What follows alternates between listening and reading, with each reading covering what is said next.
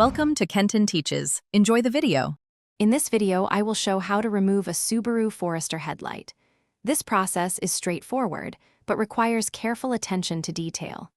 First, gather your tools, including a 10mm socket, a ratchet, and a plastic trim removal tool.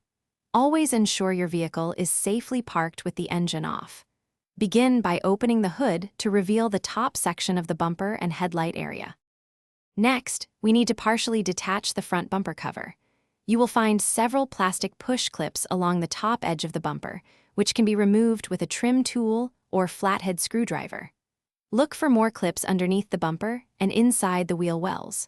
Once all clips are out, carefully pull the bumper cover away from the fender on both sides to release it from its mounting tabs. With the bumper cover partially detached, you can now access the headlight unit's fasteners. There are typically 4 10mm bolts holding the headlight in place. You'll find one bolt on top, one near the fender, and 2 more hidden closer to the grille.